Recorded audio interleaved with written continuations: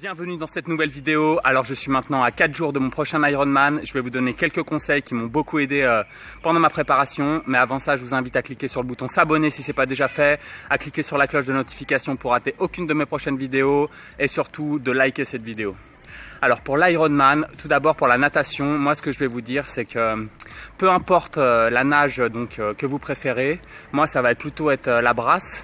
L'important en fait c'est que vous preniez du plaisir et que vous y alliez à votre rythme. Ça sert à rien de vous acharner d'apprendre une autre nage sur quelques mois qui n'est pas votre nage de prédilection parce que vous allez perdre trop de temps et disons que c'est pas là-dessus que vous allez gratter vraiment du temps. Pour le vélo, prenez déjà des écouteurs pour vous mettre un peu des audiobooks ou des émissions ou ce que vous voulez et va falloir faire au moins 3 sorties par semaine, c'est le minimum. Varier le type de sortie, longue, fractionnée, explosif, un peu de montagne si c'est possible et essayer de temps en temps de sortir avec d'autres gens, de préférence des pros ou des semi-pros, ça va vraiment vous aider à choper le bon rythme et à atteindre au moins les 30 km/h de moyenne.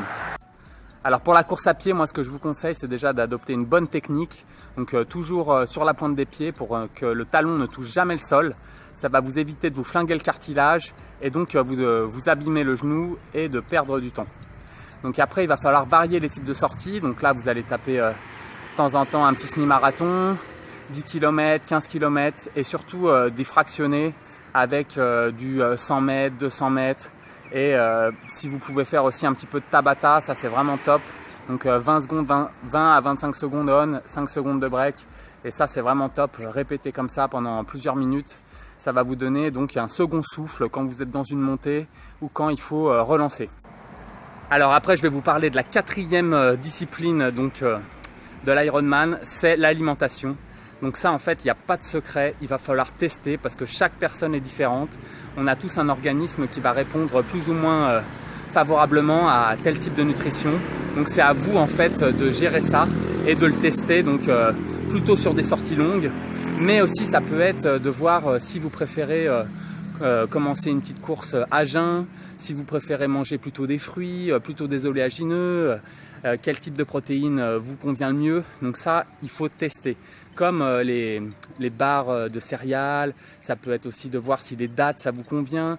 Les gels, moi j'en prenais un moment, mais je vous déconseille parce que c'est vraiment chimique et on ne sait pas vraiment, parfaitement ce qu'il y a dedans.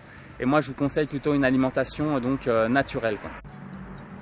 Ensuite pour l'équipement, ça il va falloir investir un petit peu parce qu'il faut au moins un bon vélo, des bonnes chaussures.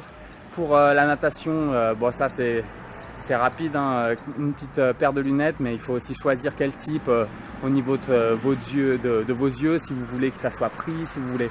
C'est à vous de voir, mais il faut tester tout ça plusieurs mois à l'avance et après il faut se lancer un entraînement, un cycle de progression et vous allez y arriver. Première chose, n'ayez pas peur de l'échec parce que ceux qui n'essaient pas ont déjà perdu et ceux qui essaient ont au moins une chance d'y arriver.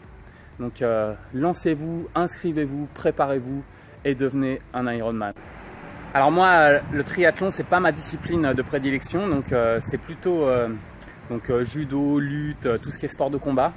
Et je fais pas mal de muscu pour être opérationnel sur ce type d'événement. Mais moi, je vous conseille de vraiment réduire 2 à 3 semaines avant un Ironman et surtout de ne pas faire les jambes 2 à 3 semaines avant. Parce qu'il faut que vous récupériez, il faut que vous soyez explosif le jour de la course. Donc ça ne sert à rien de trop en faire, c'est plutôt de s'entraîner intelligemment pour pouvoir franchir cette ligne d'arrivée.